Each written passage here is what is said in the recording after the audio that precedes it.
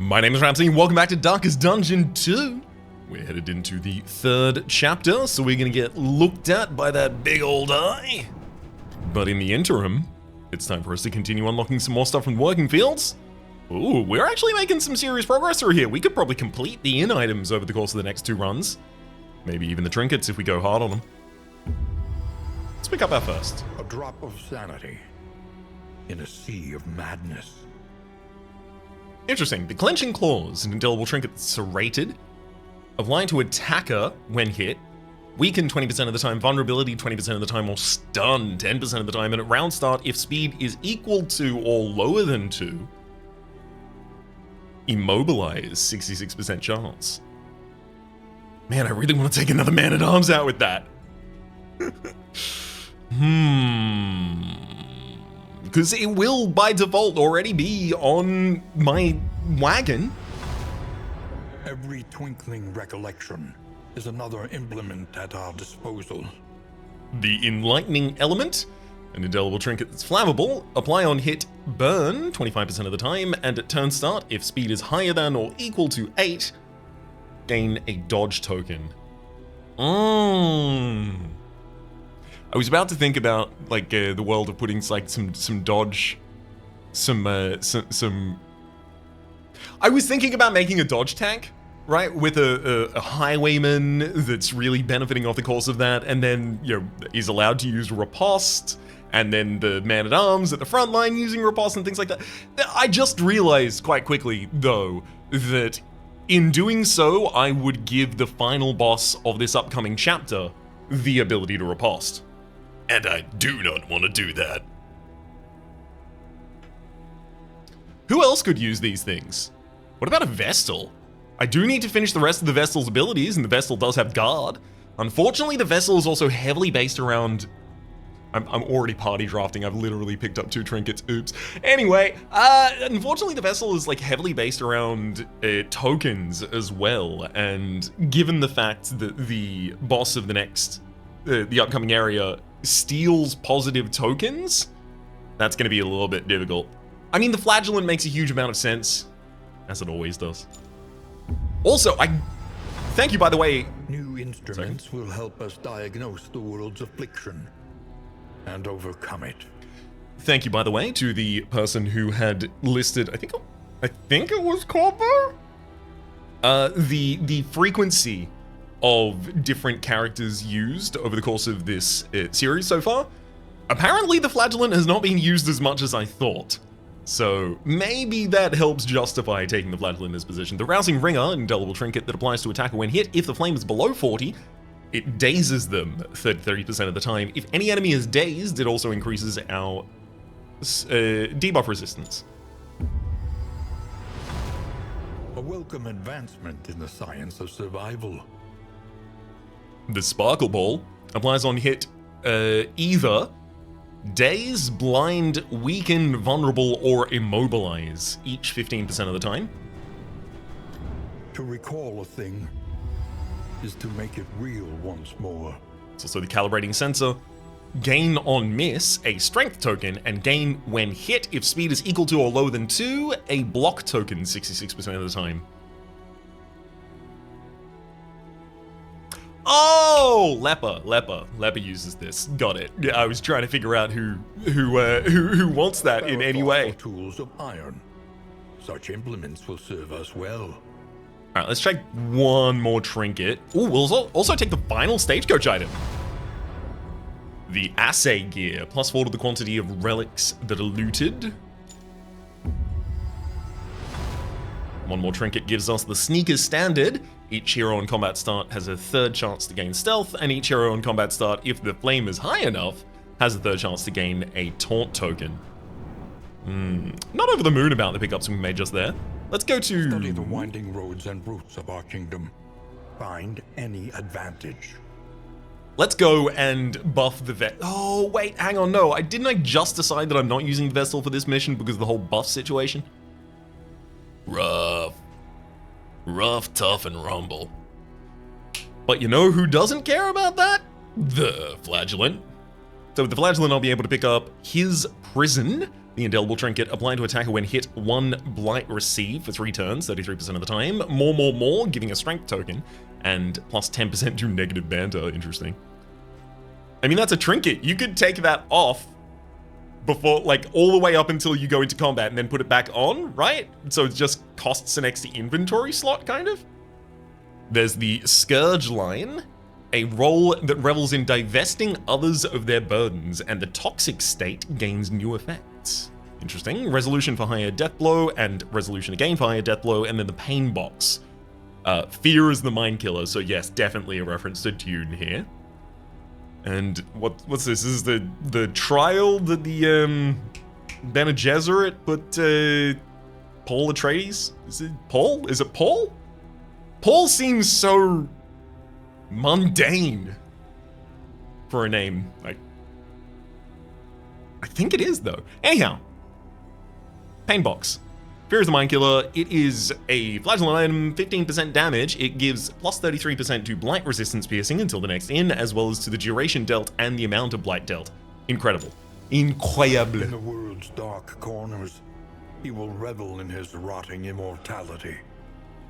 So let's try and think about other people that might want to be paired with a flagellant, right?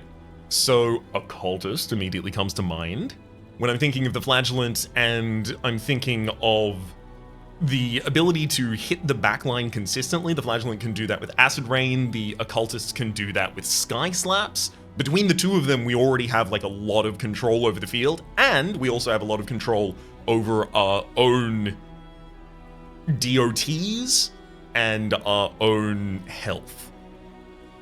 So I definitely think the Occultist could be next. In terms of avoiding having too many positive tokens, I mean, Hellion benefits from positive tokens, but doesn't necessarily need them.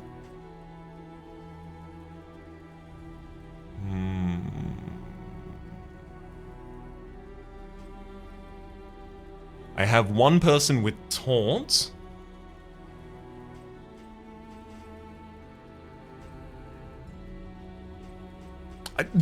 The big thing is I can't take the Highwayman because the Highwayman wants to either take aim or riposte, or both. And all of those are tokens that I do not want to grant to our enemy.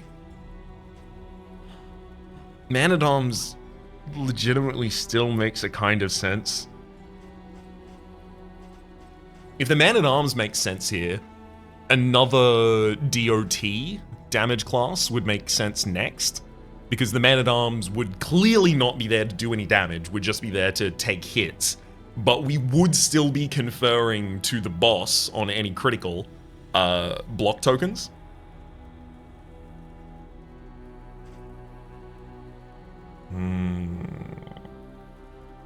I really do like the idea of having the Man-at-Arms, unfortunately.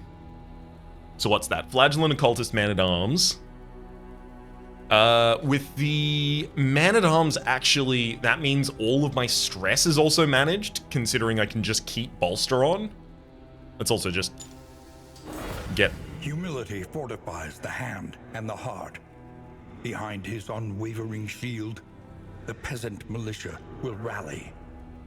Let's grab Resolution, plus 5% death blow resistance, as well as the Improvised Strategy.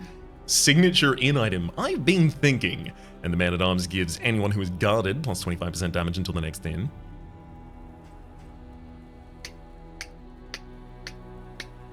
It does feel like Occultist is also going along. Master of the outer spheres, he will be a cosmic bulwark against intrusions from the void.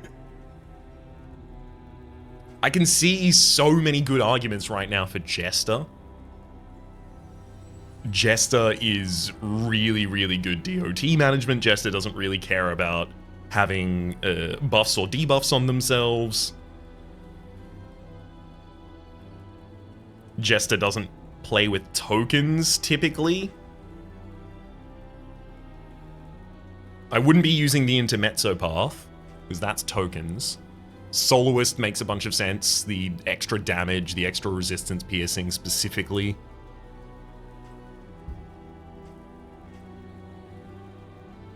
Yeah.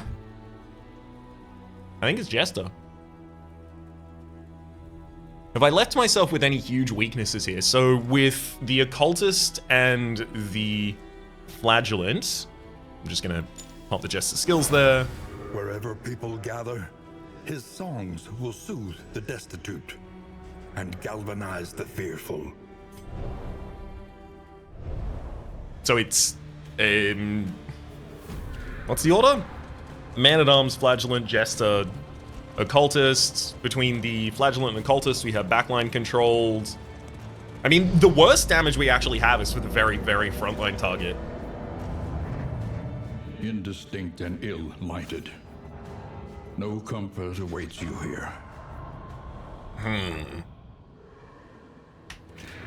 know we're 10 minutes in and we haven't even seen the party selection screen, but in my own defense, I have already selected my party. At my insistence, we retired to our room, where I countered your excitement by clearly outlining the vulnerability of our position.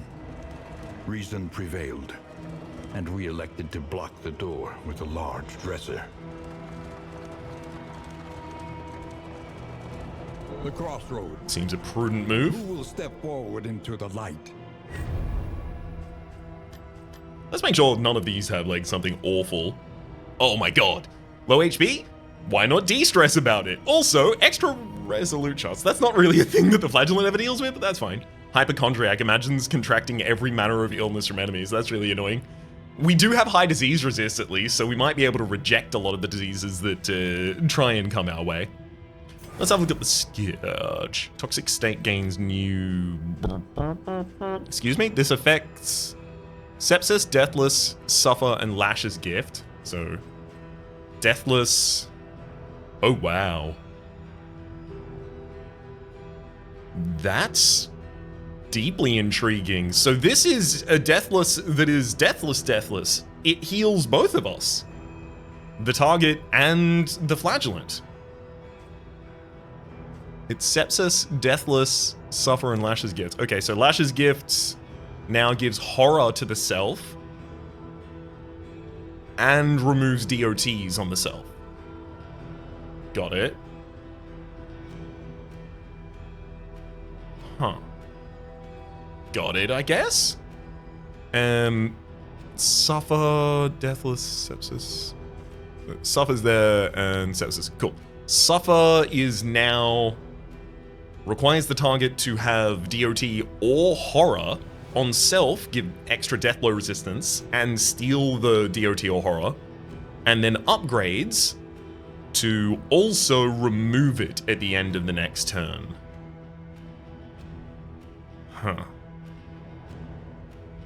And that's still from one position to any other position.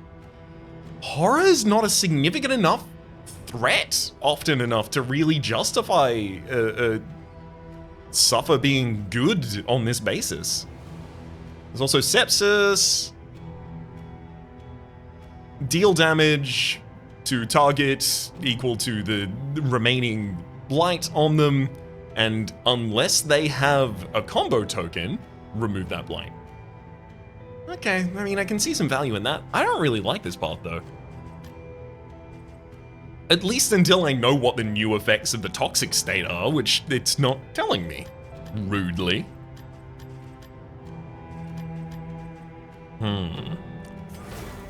So, outside of that,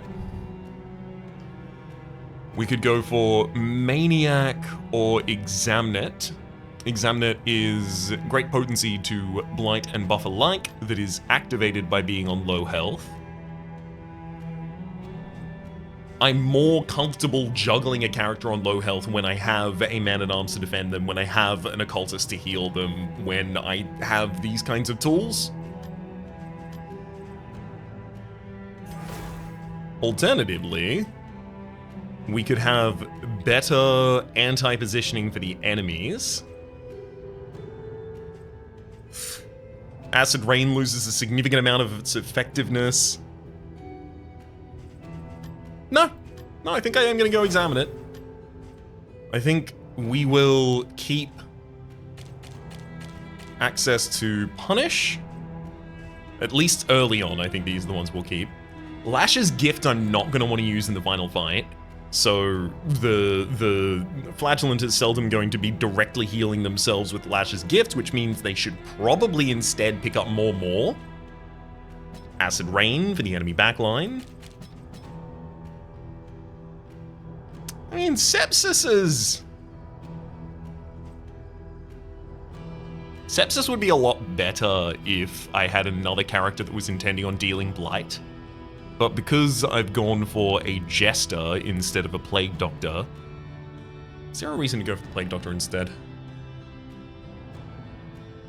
I mean, for the synergy with the Flagellant, certainly.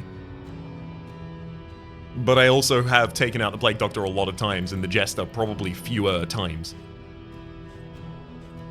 I'll return to the original idea here for a period of time. Oh wow. I actually find myself with 3 open spaces for skills that I can afford to take. Using Undying as a way to get, you know, like 9 health regen on another character. It's reasonable, but it shouldn't really be needed early on so much. Corpse removal is largely going to be, if the corpses are that problematic, I'll use the Demon's Grasp, the pull from the Occultist. Let's take Endure for stress management. And heck, I mean, I can take Lash's gift right up until the very end of the run. At which point I'll turn it back off. Yeah, comfortable with that. Get on the party. Zealotry. An undying blight upon the soul. Man-at-Arms has a head injury. At combat start, 50% chance to be dazed. However, at combat start, 50% chance to be stealthed. So wait. There is a chance that in the very first round of combat, the Man-at-Arms is guaranteed to not be capable of being hit as well as act last. They are the least useful tank of all time. I love it. I'm gonna have to deal with some of that. Ooh, Dancer's Balance and Tune Hummer. Interesting. Anyway, sorry, let's not get lost in the other possibilities that I could have taken here. Those aren't what I'm doing. Vigilant, 100% combat scouting. Love it. Melody lingers long after the final chord has been struck. Tough and anemic. I am going to need to visit a hospital really early on. One must embrace it. Okay, so we were going soloist with the Jester. Jester, it's very easy to tag your abilities because you need Slice Off, you need Harvest, you need Finale because you can't launch that from that position. Never mind. If you want to set it up, though, you could use Razor's Wit, and sure, we'll tag an Inspiring Tune for you as well. Excellent. Got him! This one's very easy as well, because you cannot activate Sacrificial Stab from the very back line. Al-Hazred. So, Ritualist gives a chance to give those tokens to ourselves, but those debuffs are also important. I don't like the idea of everyone going into the damage lines for their character instead of, like, you know, healing. The only problem here is that it's theoretically possible that the Occultist could generate a crit token at a bad time for me. And if it did that in the final boss fight, and gave the enemy the ability to crit, it would wipe us instantly. So can I play around that in some significant fashion? Can I find, you know, some shimmering dust over the course of the run in order to give some stealth to the Occultist to try and prevent that from occurring? I'm literally thinking about the final fight exclusively. I should not just be thinking about the final fight exclusively. This also introduces the Exemplar. Thankfully, I think I already have a good party for the Exemplar. I will go Ritualist. I'm going to find a way around that. As for our Man-at-Arms, you feel much more comfortable. You, my friend, Just need to stand there and look pretty, and I'll tell you what, you're doing both perfectly so far. What do you want to do for your skills? I don't know, buddy. What do you feel like? How about you hold the line and do some ramparting, a little bit of bolstering? I mean, what if you bellow instead? You do what you feel best. As long as it's those 5 skills exclusively. That's it. No! Wait, can I still name them? Please still let me name them. The time for denial has passed. Yeah, got him. Alright. At the front of the party. Wait, didn't I have 3D in the last party? I think I had 3D in the last party. At the front of the party, then, is Tristan, our man-at-arms. We have Victor, our flagellant. We have Willow, our jester. And finally, we have Ballard, our occultist. So, having a look at the speed of these characters, noting that none of them are already above 8, so the enlightening element is most usefully applied to someone who's just going to consistently be hitting multiple units at the same time. At the moment, I feel like that's Willow. Applied to attacker when hit. Who's slower? There we go. So I can have Tristan hold the calibrating sensor for the possibility of gaining some block tokens. It's not great, but it's fine. I'll use the clenching claws here as well, applied to attacker when hit. Those effects. Rousing Ringer can go on Victor, but it won't activate because we don't have a low enough torch. Sparkle Ball can go on Willow for the same reason the first one. Then Sneaker's Standard. Sure, we'll throw that on Ballard as well. Lovely. 22 minutes in. Start the run.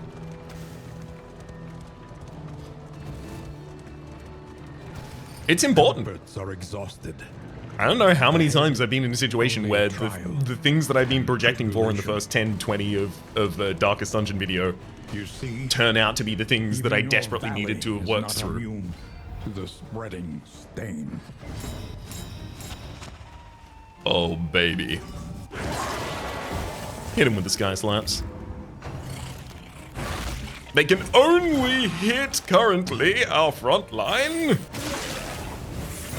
Acid Rain for their back line.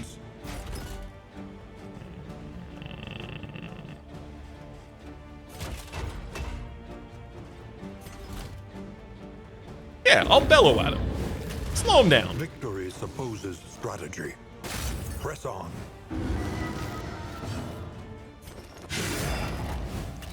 Oh, we didn't get to burn either of them. Measured and steady.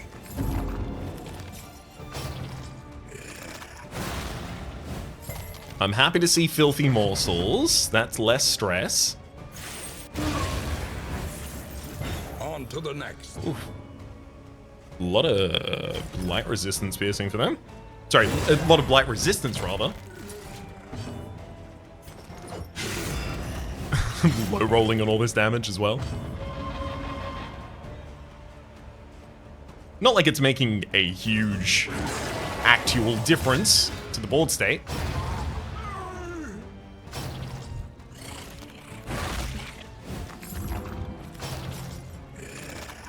I guess, if nothing else, it's giving us the ability to possibly farm some affinity. Collaboration confers advantage. But I'm also not seeing any affinity right now. I wonder if maybe it's... A simple variable. Easily resolved. I wonder if that first fight is... Oh wow, Price of Pride. Oh, that's hilarious. Gain when hit the block plus token a third of the time, and Bellow applies stun to the enemy 10% of the time. If we're first in the turn order, we lose There things. is so much worse in store. I don't need any other ones there. Calibrating sensor can now go on Victor, who will also be taunting at some point. Although I guess, you know, Tristan's not taunting right now, unless they're using hold the line to rectify party positioning. Ooh, we got a crit whetstone there. Ooh, I definitely can't use that in the final area, so I've got to make sure that I don't keep it too long. The place is a little worse for wear, but familiar nonetheless. Okay, gonna get my Despairing Flame. We have a piece of Tinker's Gear. Oh wow, plus 5% to debuff resistance piercing. Her Tinker's Gear equipped. Increases chance of producing items from stagecoach things. I mean, there is a wagon jack, so I do find that appealing, but instead, there is also the Trapmaker's Kit, Tinker's Gear, which surely has to be more appealing, right? I'm going to take the Trackmakers, and I will take the Unnatural Owlet. Cool. Very, very pleased about that, frankly. I mean, I don't really need to try and boost people's relationships so much right now, but I will, because I'm deathly terrified of what happens when I don't do that. I should also... Legitimately, I was about to say I should also start considering the things I'm going to need to hard counter the later bosses. Shimmering Powder, gimme. I'm just going to make the occultist disappear for the final fight. If you can't hit the occultist, you can't deal with the occultist, so that's my strat. Heading over to the Wainwright. Your coach must be maintained if it is to carry you where you must go. Any advantage is a good thing. So I do want to... Ooh.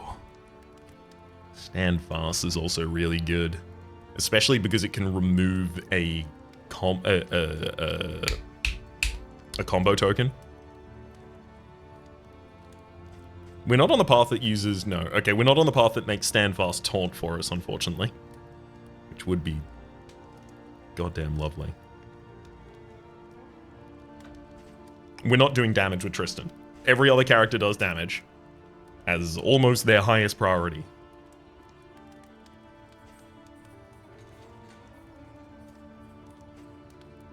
Okay. I really feel like the Harvest Up makes a huge amount of sense. I feel like the stress recovery tool that I end up using probably shouldn't just be Bolster. That said, Bolster does have the ability to remove weakness and vulnerability from a target, which is not common. Is it on the self as well? Interesting. Bellow I only need to upgrade right before we get to the Exemplar.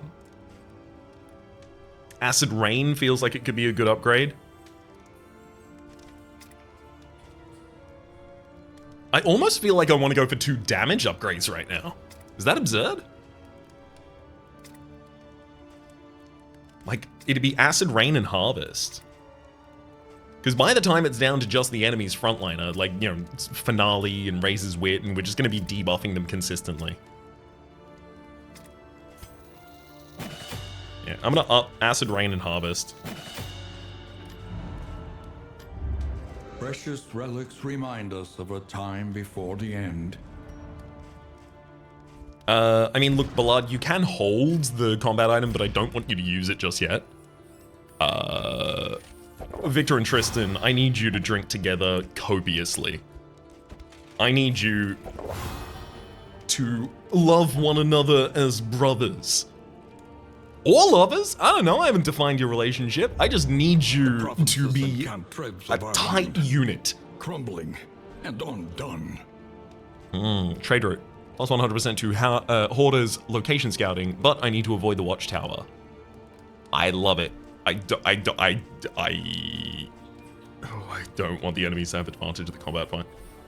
The fact that you can get 2 mastery points for just avoiding the watchtower there, over the moon about it. The fact that the Shroud also... Hang on, do I want to prepare for the mini-boss of the Shroud?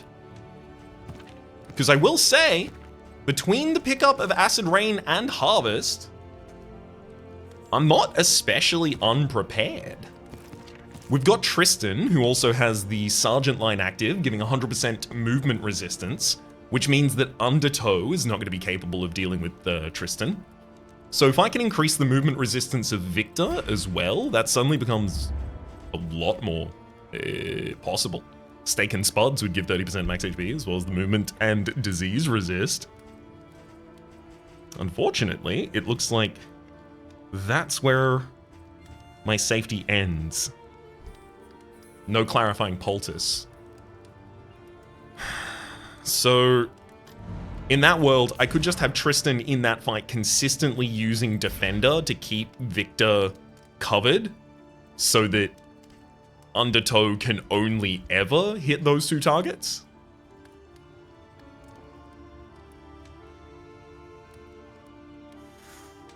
Ultimately, the reason I'm hesitating here is because if I do want to do that, I should actually buy some things like some stale bread, some steak and spuds. I should buy some preparation for taking out a lair that early.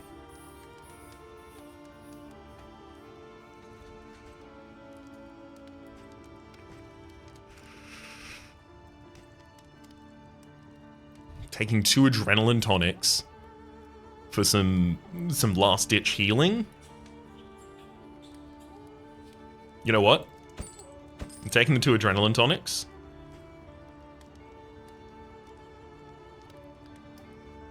Should I take the Ica Bomb? Icor. Or the Incendiary Cocktail. I don't think I'm going to have an easy time hitting a DOT on it, basically regardless. If I take Steak and Spuds, I do think I should probably still put that on the Flagellant. Especially for the disease resist it provides. Stale bread for our backliners. So stale, steak and spuds. And who is reasonable out of these units? I guess like the occult. No. I'll give it to Willow.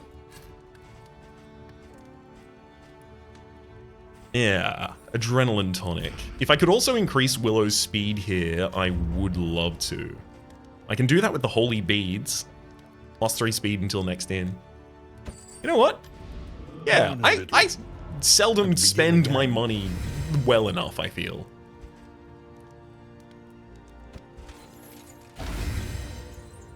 Let's do it. Let's actually go all in on some resources here. Timbers of the coastal villages are sodden with salt and secrets. Let us prepare properly.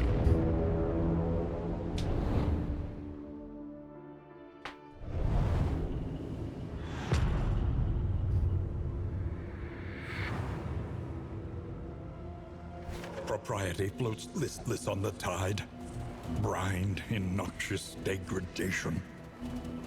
Excellent. I can already trace a path that I really like here, and that is taking the early left, guaranteeing that I get a combat barricade rather, hitting the hero shrine, and then I can either cut over to the right afterwards if I want the lair, but then the lair actually denies us the 2 mastery because we have to go to the watchtower.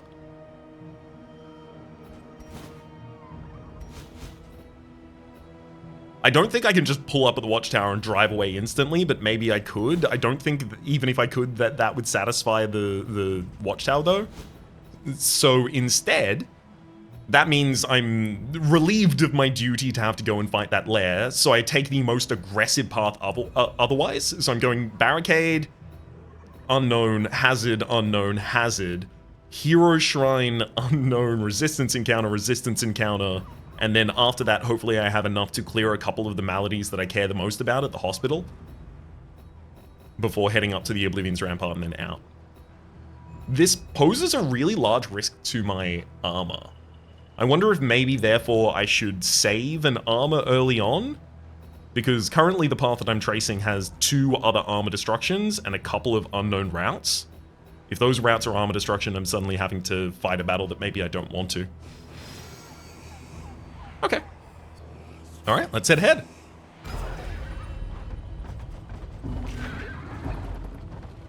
We've also got plus 10% to debuff resistance piercing.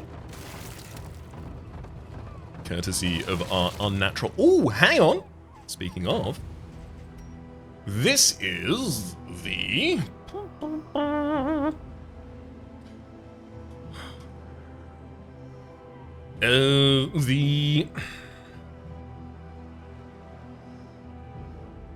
Good lord.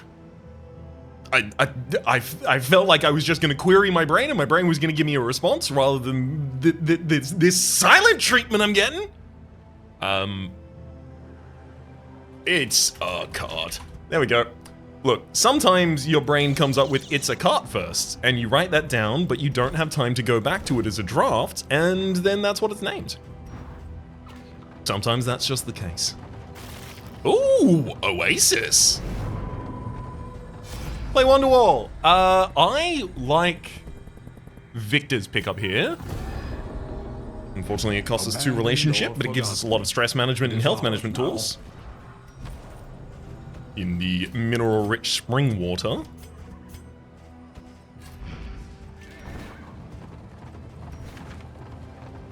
Yep, left over. Obviously, I don't care to go to a hoarder when I have absolutely no resources to spend there.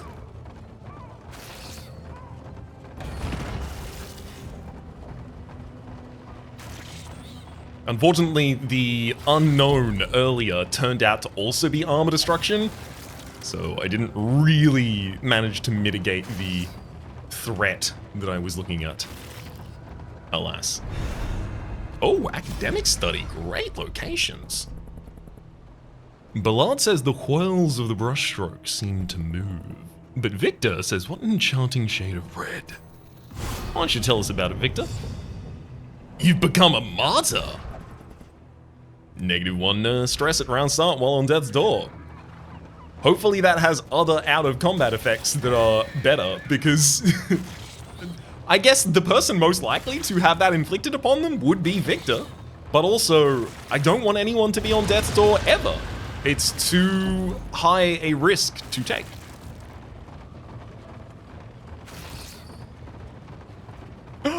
Hero Shrine. For kids. So, Willow, you have, I believe, your final, and Ballard, you have a couple left. So let's just polish off the Jester. Chapter 5. Finale. I should have assumed it would be called the finale. Bowing low, he basked in the echoing applause of dripping blood. The scene of wholesale dismemberment drove him to fits of mirthless hysterics. He was laughing still as he placed the blade against his own hand, severing his connection to whatever twisted talent he had so fleetingly enjoyed.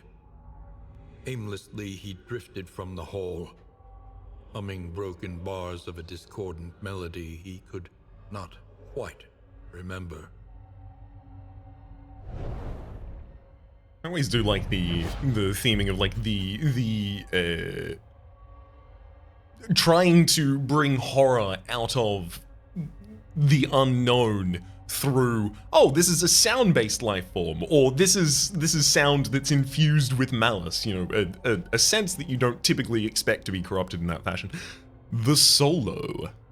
A ranged ability from the back 2 lines, any of the enemies. On the self, it provides 2 stealth. Oh, I see, yeah. 2 stealth, a speed token, and forward 3, and it makes the target have a combo token, so it sets up perfectly for the finale. And then Encore. It's from the back 2 to any 3 rounds. On self, it's daze and weaken. On target, it's extra action. What? Hello, baby. What's that?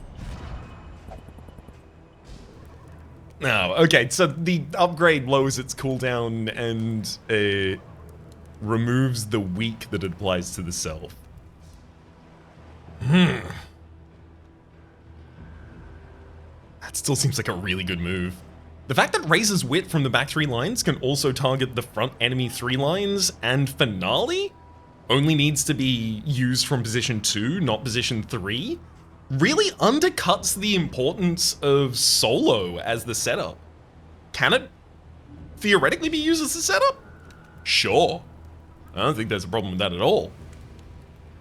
Does it need to be? Almost never, in my current conception. Problem, is it not?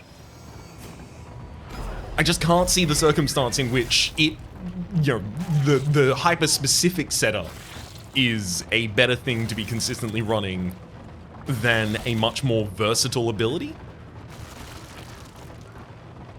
I'm certain there are edge cases. Save themselves, they would slip beneath the brackish waters and be reborn in the image of their aquatic demiurge.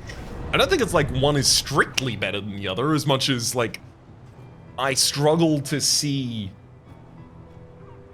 one not being just a much more situational version.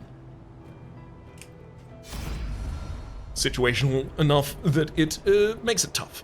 Victor, we are alive with purpose. Eviscerate them. In saying this, will cause the enemies to gain a strength token, but will gain 2 crit tokens. We also trade off all of the relationship that we gained from drinking whiskey with the frontliner.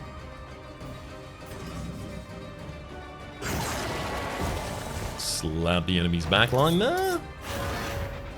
There's their whetstone, setting up for a later turn. I can crit with my acid rain, which is not going to be enough to prevent a sick flensing coming out soon.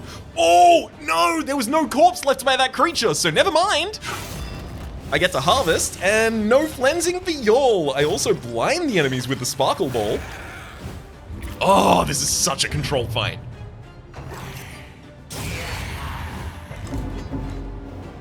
Rude, 3 stress with a single action there.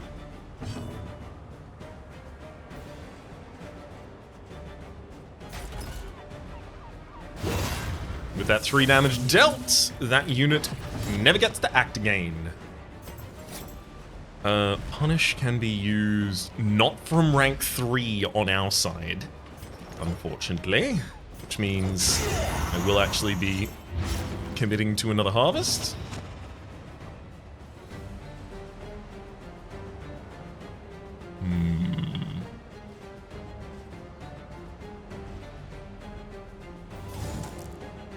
Let's set up a combo and weakness on this target. Neat.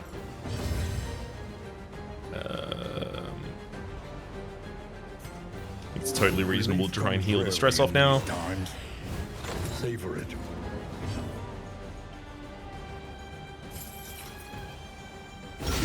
There's the crit. Never mind, maybe I shouldn't have removed that stress.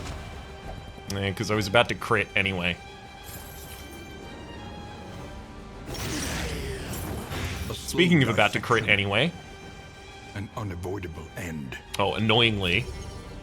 Well done. I can only critically daze and hex the enemy. Yeah, that was not the best battle. There were a lot of better choices there that I think would have remained in less stress. Burning brightly for all the world to see. The Fisherman's Line. So if a serrated item is equipped, third of a chance to inflict 3 bleed. I mean, there is a serrated item in my party, but it's not one that wants to go on the Jester. The loathing whispers. Yeah, no, it's the Clenching Claws.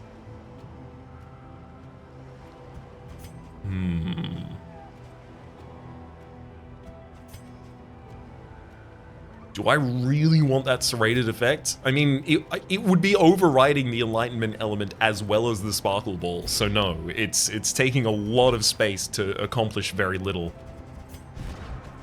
Let's get the lead removal on Tristan there.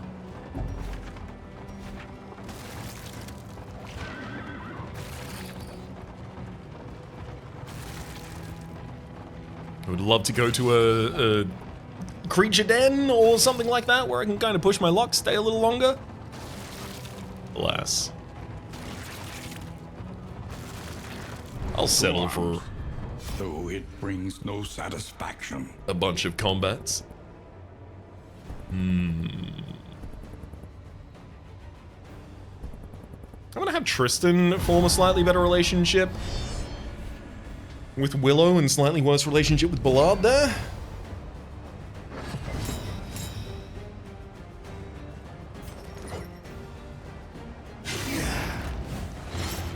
Oh, I did actually manage to hit a burn on the target too. And that target will now die to their burn bleed. Sodden rigging for our backline. Attempts to stun. Fails to though.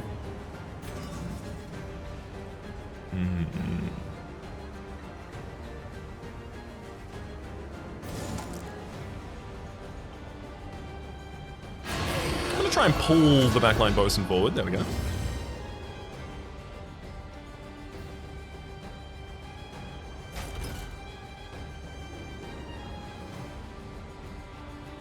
Don't really want to try and knock them away either. So I'll rampart the other target on field. We get heap-hoed. Setting out some vulnerability for the target. Excellent. So I can pierce their blight resistance because I do have punish. And the enemy had combo set up on them.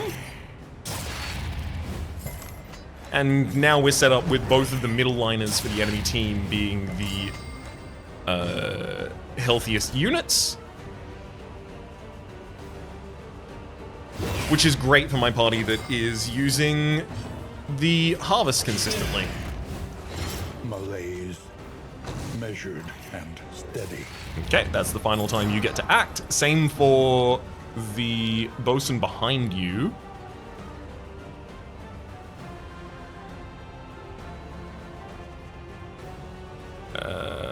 I'm gonna use Abyssal Artillery here. We do crit a target. That target was only gonna have 1 HP after their turn anyway. A deliberate and methodical appliance of harm. Makes a bunch of sense here to endure the stress off of our man-at-arms. And sure, let's finale. Boom. Get him! Big old crit to end the fight.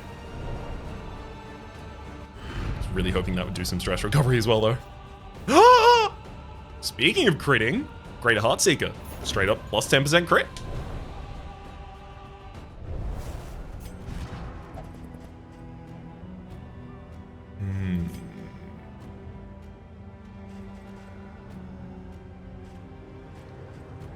10% crit is huge.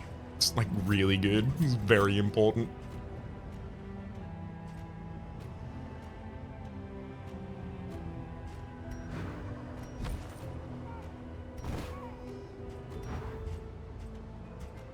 I wonder if I want to drop one of the elements. Maybe give the enlightening element instead to Ballard. How are my resources? Okay, I do have enough relics to clear the 2 conditions that I'm most aggrieved by. I just have to risk the possibility that the final unknown is going to be a armor block. Is your coat prepared for the upcoming obstruction? It really depends on the final obstruction, Wayne, but thank you for asking. That was the same consideration I was making. Some slime mold to feed to our... Protection has been stripped to its last. Sorry, not occultist, our flagellant, who has high disease resist, although the fact that they're a hypochondriac might actually prevent them from being able to use that. Do I need to remove the hypochondria, though? Head injury needs to get out of there. Even the worst habits can be overcome. So does anemic. And yeah, I'm gonna get rid of hypochondriac. If you get diseased, I want to be in charge of that. Otherwise, I don't really think I want to spend the rest of my money here. Toddle away. Legitimately, I think that went excellently. Also, trap ball, that's serrated. So we can shuffle some items here. Oh, baby. Yes. We also have plus 33% bleed resistance piercing on Willow. So the extra bleed applied by the Fisherman's Line should also be more guaranteed to actually persist through to the enemy.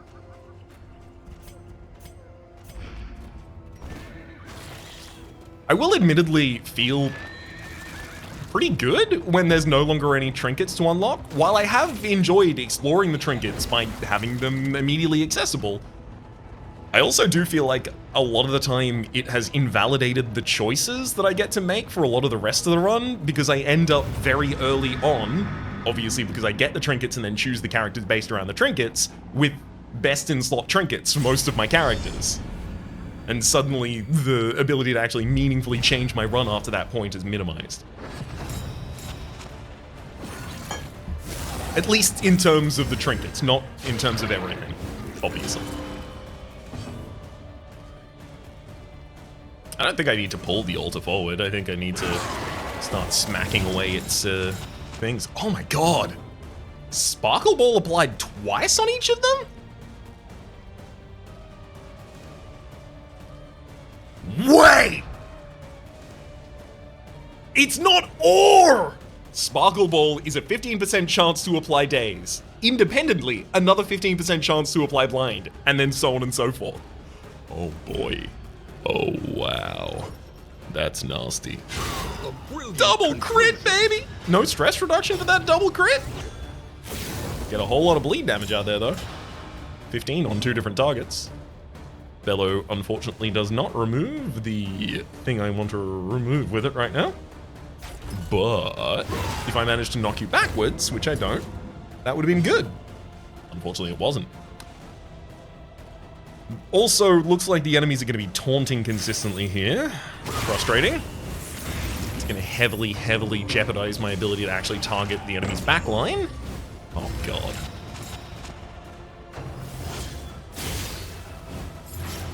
The altar has 2 rounds left alive, unless it heals somehow here. Unfortunately, the unit behind it is going to out-heal all of the DOTs that it has with just the single regen effect it got on turn 1.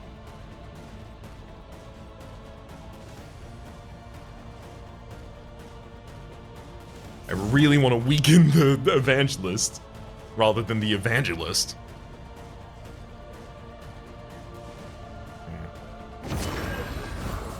Unfortunately, the taunt has forced me to weaken the Evangelist instead. That said... Oh wait, Razor's Wit is not the blinding one I'm looking for. Of course. It's Fade Out that I'm looking for. Oh, yikes. Yeah, I'm not really significantly stopping that crit, am I? Should also probably drop the the Slice Off. Very unlikely to use it when I have access to Harvest here. Good crit again. Hey, nice to actually get some stress reduction with one of those crits. Awash in turmoil.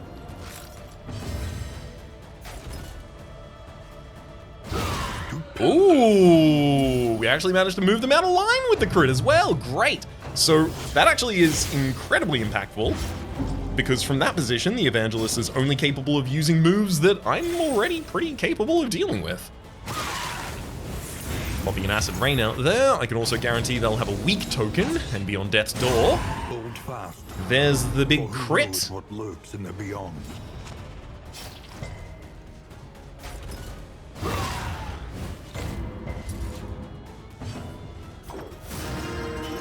Play an Inspiring Tune to remove a little bit of that stress. Measure out your violence and apply it judiciously.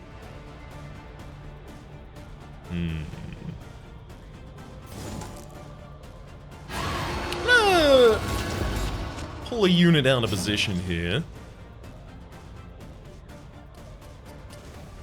I do want to endure the stress off of our front line in Tristan here.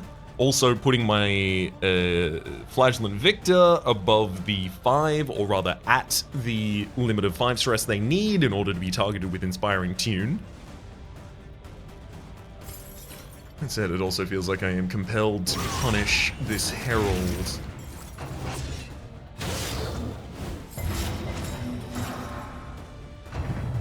As long as the Flagellant acts faster than the Jester on a following round, which actually, that's not very likely. Okay, the Flagellant should probably make that trade this round in order to guarantee that it actually ends up working. Combo and weaken. Honestly, I kind of don't need that. Let's set up vulnerability on the front line here. Sparkle Ball gives me an extra vulnerability for the cost.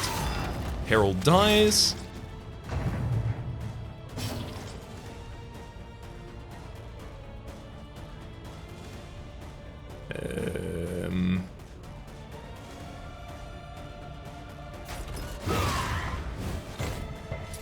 Don't manage to get another daze or stun of any kind there. I will now take your stress. Oh, improving the relationship between our frontliners there as well. Love to see that. There's that crit token.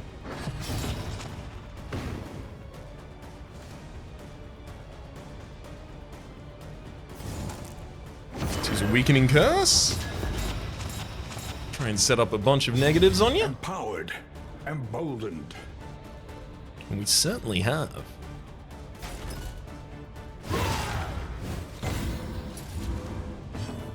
Little bit of relationship charge. Excellent.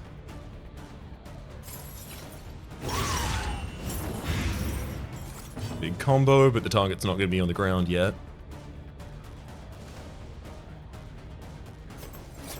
Annoyingly, I feel like the right action is not to use Inspiring Tune to remove the stress right now.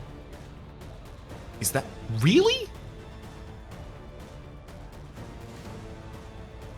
Yeah, I think it is. Excellent work. All right, I'll crit, move ahead. We get a positive relationship charge between our two characters there. The enemy dies, and I lose my chance to remove 2 stress. Let it die. Love to see this. Misstep and Dark Impulse have turned up, so extra stun resist, but if you're stunned, extra damage taken, and 75% extra max HP, negative 50% to the damage. I could legitimately also use that on the Flagellant instead. The loathing abates. Like, the Flagellant's not currently getting a huge amount of effect out of the 2 indelible trinkets on them. But this...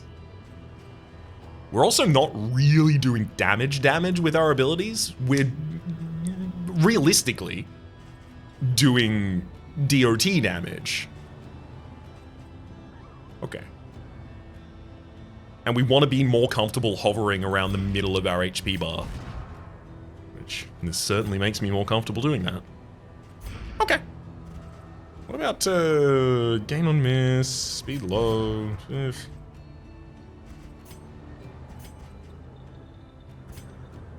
It just doesn't feel like either of those other 2 trinkets are especially relevant here.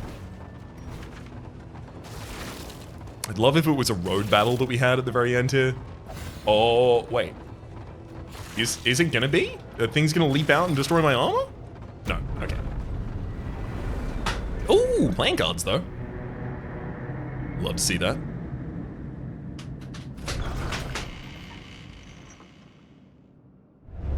The roaring heart does much for the weary body. Ballard is Even more, slow-handed. perhaps, for the restless soul. Tristan has a sprained ankle. Rude. Both of those from the Hag's Cauldron. Oh, from the location I'm currently in, I guess. Plus 10% to negative relationship chances and negative 10% to positive relationships. We do get our 2 mastery from the Fog of War completion.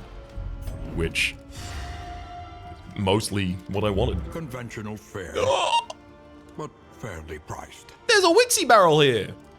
I can use that. Oh, there's also an explosive magazine. Explosive magazine is particularly interesting to me also. I kind of want the blueprint tubes too. So the explosive magazine, Tinker's Gear, increases stacking for explosives by 1 per stack and before each location chance to produce explosive items. Our Wainwright also has mindfulness, as vital to survival as sharpened steel. The Unnatural Owlet, which increases the chance of producing items from Stagecoach items, and also gives us the extra resistance piercing per Tinker's item equipped, and the previous would be a Tinker's item. And I would have 14 left over to buy 2 armor I'm not totally against that. I'm almost not against it at all. The whiskey barrel, however, that's essential.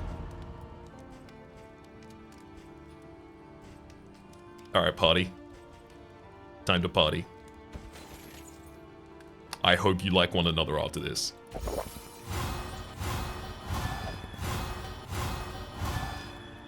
That's fine.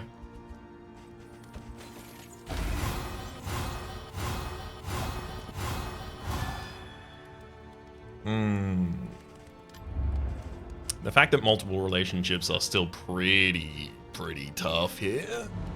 I believe Ballard has 2 bad relationships. Yeah, they're one with Tristan and one with Willow. I believe I'm going to buy the 2 whiskey. Or 2 whiskey flasks. The rigors of the road. And I'll use 1 to rectify the relationship with Tristan, because 73% chance of forming a negative relationship here. Don't like that. What's it now? 45%. Okay. Okay. And then I want to get a relationship above 13, so I'm looking to increase the relationship between Ballard and Victor, who get 2 for their time.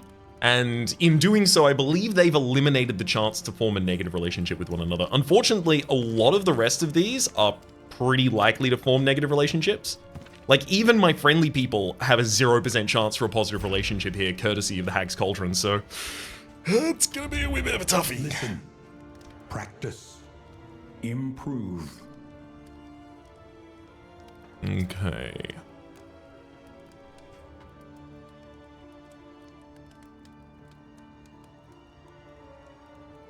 Punish really does feel like it's lacking in potency. What's the next area? Sluice? Fire and rot. Is there no sanctuary from this madness? I'm gonna go to the sluice because it's a whole free area, but Fator is certainly appealing here. What with the 3 mastery points it's offering on reward, but it's not offering going to an entire zone for free, which is what the sluice is offering right now, so kind of a bit skewed there, friends. A bit skewed. Bolted on and be off. The mountain will not be denied. Alright, so if we're going to the sluice, perhaps I want to upgrade Bellow sooner rather than later? Stun when the target has combo. The targets have combo much more often than I would have thought. Harvest is providing combo, so is the Abyssal Artillery. The Weakening Curse as well. The Weakening Curse is often the best thing I can even do with that character at the time. Demon's Pull does it by base. Maybe I do want to upgrade Rampart. Give it the ability to actually possibly stun an enemy.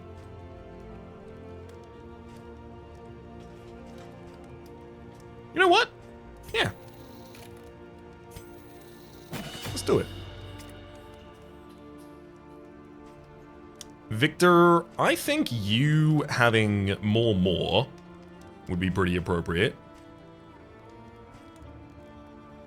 That said, I also think that you could easily use Endure upgraded, and then we don't even need to upgrade Inspiring Tune to be okay.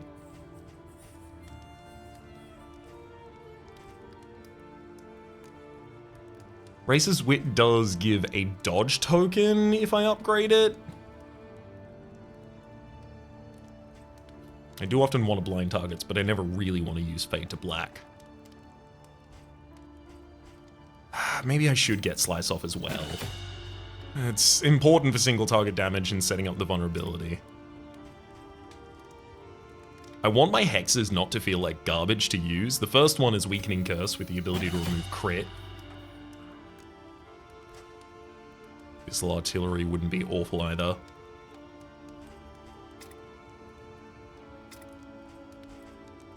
I feel like I want to upgrade one of my healing abilities as well.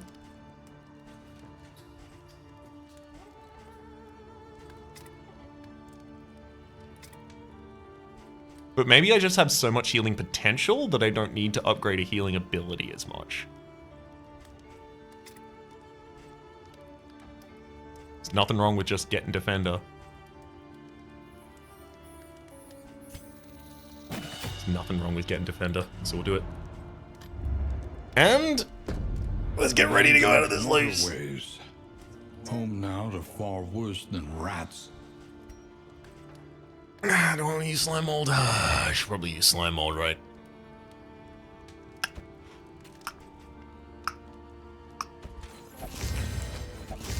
Yeah, save our backline is from a sudden crit to death or some such.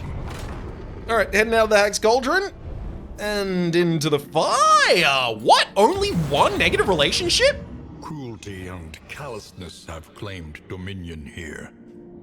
I'm over the moon about that. That seemed extremely unlikely. And also, it's for two of my more highly, what's the word I'm looking for here? Situational abilities. Excellent. The next episode will start with us destroying the sluice before heading into the next area. Until then, though, my name's Rhapsody. The name of the game has been Darkest Dungeon 2. The name of the run? That's Obsession. Hopefully you've been enjoying yourselves. Top left of the series playlist for all my content of the game past, present, and future. YouTube recommendations down below, and stream past the names of people so generously supporting the Republic on patreon.com/Rhapsody plays out above the thank tier. And a special thanks this episode to Abatoth. Hopefully you all have been enjoying yourselves, and hopefully we'll see you all next time.